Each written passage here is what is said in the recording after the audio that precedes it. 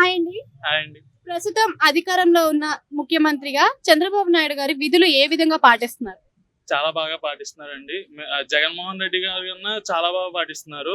అసలు ఆయన ఏమీ చేయలేదు మాకు. మాకు కనీసం ఫీజు రీయింబర్స్‌మెంట్ రాదు. మేము ఇన్‌కమ్ టాక్స్ కడతాం కాబట్టి జగన్ గారి నుంచి మాకేమీ రాలే. చంద్రబాబు గారు ఇప్పుడు మాకు కొన్ని ఇస్తున్నారు. సో, చాలా బెటర్. జగన్మోహన్ రెడ్డి గారి కన్నా చంద్రబాబు నాయుడు గారు, పవన్ కళ్యాణ్ గారు చాలా బెటర్ అండి. అంటే ప్రీవియస్ గవర్నమెంట్ లో చూసుకుంటే అయితే మనకి ఇంగ్లీష్ మీడియంలో పెట్టారు. అంటే ప్రతి గవర్నమెంట్ స్కూల్లో ఇంగ్లీషే పెట్టారు. సో ఈ గవర్నమెంట్ లో తెలుగు మర్చిపోతారు, ఇంగ్లీష్ వద్దు తెలుగే ముద్దు అని ఒక నినాదంతో నడుస్తున్నారు కదా. సో గవర్నమెంట్ స్కూల్స్ అన్ని కూడా మళ్ళీ తెలుగు మీడియం అయితే పిల్లలకి ఏ విధంగా ఉంటుంది? అది ఒక రకంగా హెల్ప్ అవ్వచ్చు, ఒక రకంగా హెల్ప్ అవ్వకపోవచ్చు. ఎందుకంటే మన మన మన భాష తెలుగే కాబట్టి, సో తెలుగు ఇంప్లిమెంట్ చేయడం ఒక రకంగా మంచిదే. అండ్ దట్టు మన ఇంగ్లీష్ కూడా ఉండాలి. ఆ స్కూల్స్ లో ఇంగ్లీష్ కూడా పెట్టాలండి.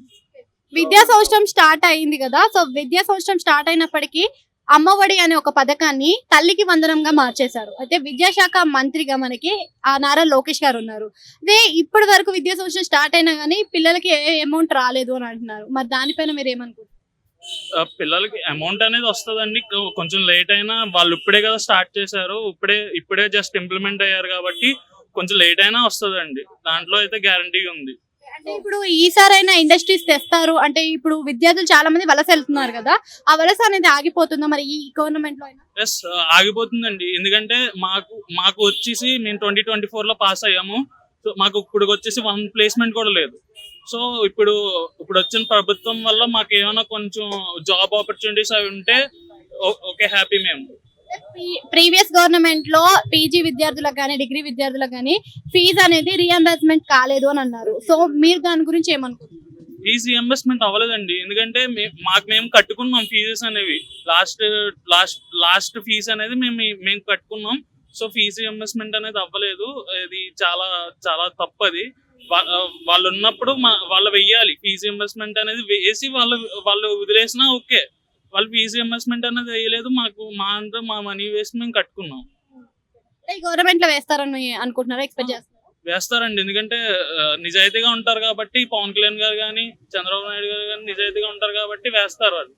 వాళ్ళ మీద నమ్మకం ఉంది మాకు. లాస్ట్ టైం మనం చూసుకుంటే స్కిల్ డెవలప్మెంట్ కేసులో చంద్రబాబు నాయుడు గారిని అరెస్ట్ చేశారు. ఇప్పుడు అదే డెవలప్మెంట్ విషయంలోకి వస్తే 15,000 కోట్లు మనకి అమరావతి డెవలప్మెంట్ కి తెచ్చారు. సో దాని మీద మీ అభిప్రాయం ఏంటి?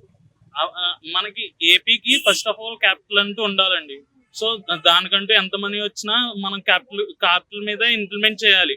సో క్యాపిటల్ ఉంటేనే మనకి ఏపీ అనేది ఒక ఇది కింద ఉంటది. సో ఎందుకంటే క్యాపిటల్ ఉంటే మనకి జాబ్ ఆపర్చునిటీస్ కూడా క్యాపిటల్స్ లోకే వస్తాయి కాబట్టి మనం అనేది డెవలప్ చేసుకోవాలి.